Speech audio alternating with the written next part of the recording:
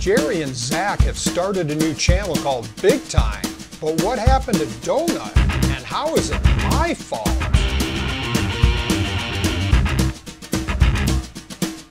Hola! I'm Mike, the Backyard Mechanic. Donut is one of my favorite YouTube channels, but there was a recent shakeup over there that's rocking the community. And it's my fault. I know, sounds crazy, but more on that later. Jeremiah Burton and Zach Job have left the channel. For the few of you who don't know, Donut is a large car channel with 9 million subscribers that crosses comedy with car builds and automotive history. It's the opposite of my one-man show. It's a large production with hosts, assistants, directors, writers, editors, and producers.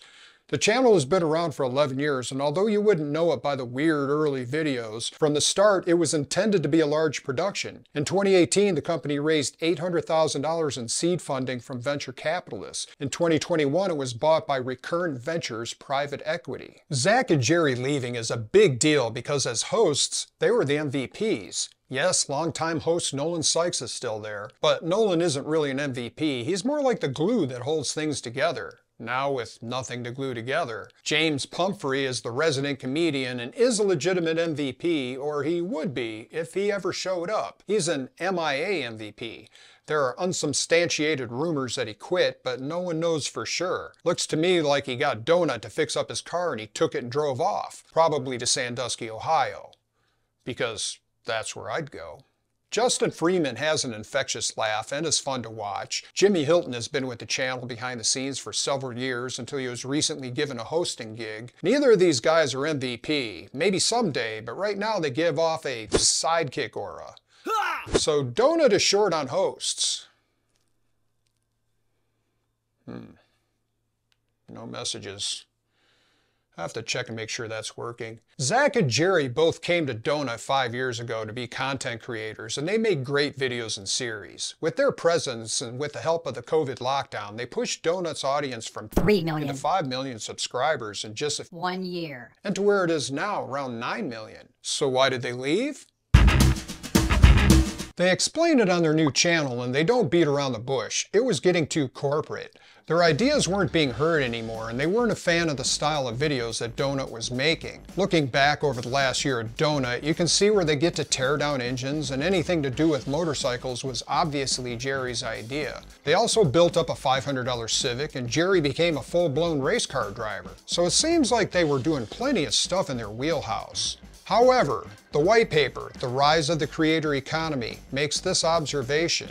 Our interviews with creators and our review of various surveys of them show that creators derive intrinsic satisfaction from their work. The vast majority are motivated by the ability to work on projects they are passionate about and give them a sense of meaning and purpose. While the wrenching and the racing was presumably satisfying for them, it wasn't enough that in between these good videos they would demo Temu products and shill Chinese cars. Donut, what is it with all the Chinese cars? In other words, that may have been enough for a lot of people, but Jerry and Zach were the legitimate stars of the show and they were not getting the fulfillment they were looking for. Donut has a lot of content filler, if not downright product placements. This filler is necessary when your main story involves a $150,000 Baja truck project. It doesn't help that your boss isn't a fellow car guy, but instead a bunch of private equity corporate overlords. According to Forbes, some peg the creator economy to be worth at least $100 billion and as much as $760 billion. Any source of revenue that large is going to attract private equity. By the way, I'm required to tell you that that is an AI-generated image and that is not actually Larry Fink, CEO of BlackRock. Donut was bought in 2021 by the private equity-backed digital media company Recurrent Ventures.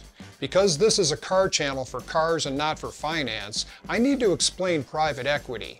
But in order to keep my view duration from dropping like a black rock, I will do that while showing footage of Ratchet doing cute things. A private equity firm uses investment funds from venture capital firms or angel investors to buy and restructure companies, aiming to improve the company's performance and eventually sell it at a profit. They usually install several middle managers to protect their investment and make changes that will boost productivity. This is typically done by restructuring operations to increase efficiency, implement cost-cutting measures, or refining business strategies to boost growth. That last sentence can be reworded as use cheap one-ply toilet paper, lay people off, double everyone's workload, and turn every employee, including the janitor, into a salesman. Since PE managers are masters of the universe, this always works well. Just ask Toys R Us, Sears, Gymboree, or Payless Shoes. I don't actually know about Donut's toilet paper situation, but it's quite obvious looking at the videos over the last 3 years how many were extremely budget-friendly. For each high-low, there were dozens of reaction videos, D-lists, and car price guessing games. This is the same economics used by Looney Tunes director Chuck Jones, who for every expensive What's Opera doc made several cheap Roadrunners. To boost growth, these middle managers add incentives to the creative team to make more popular videos. The problem is you can't incentivize creative people to be more creative. It's a natural instinct. It's like paying Wile E. Coyote to try harder to get the Roadrunner. Recurrent Ventures boasts about its cost-saving centralized sales and marketing team that it uses across all of its brands.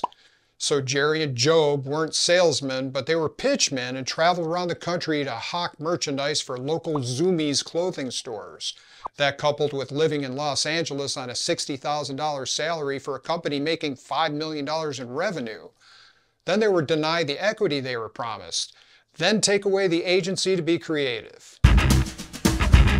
Zach and Jerry have started their own YouTube channel big time. Currently they have 4 videos with a combined 15 million views. In contrast, Donut Media's last 4 videos have 2.2 million views. To make matters worse, one of the recent videos was Nolan and Jimmy driving a Chinese car that smacks of infomercial. The comments were torrid, such as, "This advertisement may contain YouTube content." Big Time has started off making Rabbit Seville and Duck Dodgers while Donut has been making Roadrunners. This certainly justifies Zach and Jerry's reasons for leaving. Ultimately, it was just a good business decision. Before I continue, my numbers have been horrible. The algorithm has been killing me. I don't think I'm actually fighting an algorithm. I think I'm fighting a monkey with an abacus. Help me by punching the monkey.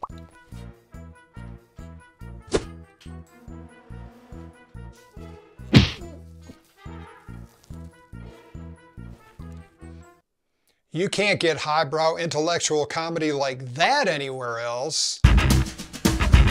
And while this is all fine and good, it leads me to the real reason they quit. Donut was copying off of me.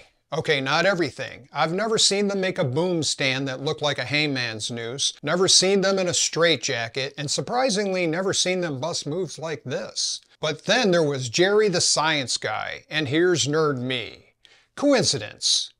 Hell no! I mean, come on, man. That's Nerd Me. It looks like they even bought the exact same science coat. Turns out Jerry and I have a lot in common. We both have done stand-up comedy. We both write comedic scripts for YouTube.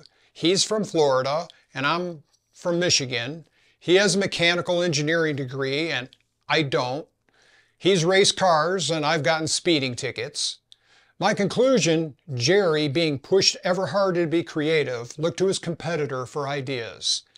After he couldn't bear the guilt and left. Occam's razor.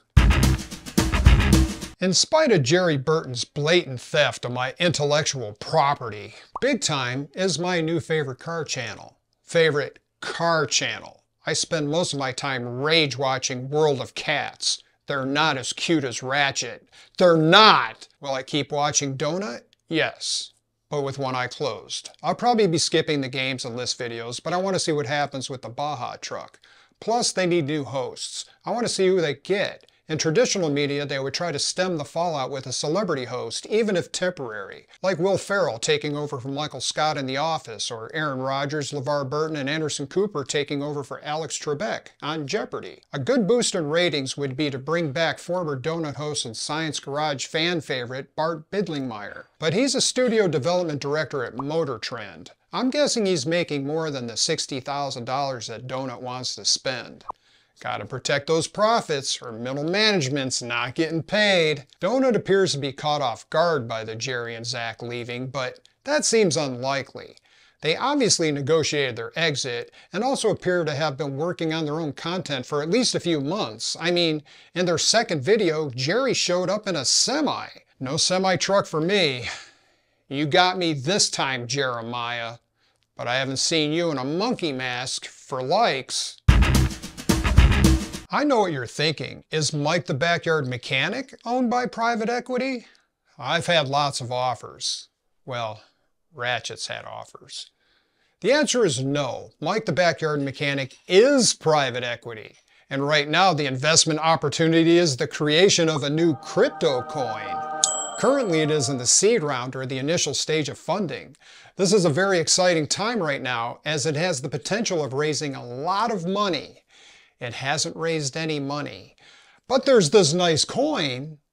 Well, this Photoshop rendering. Oh, hey, I have a fan online. Hey, fan, did you like the video? You sure Jerry and Zach are gone? Did anybody check the break room? Thanks, fan. If you're tired of the donut nonsense and want to see my nonsense, watch this video on how to assess the reliability of a used car. Maybe instead of crypto, I should have done razors. Occam's razors. It's like paying Wile E. Coyote.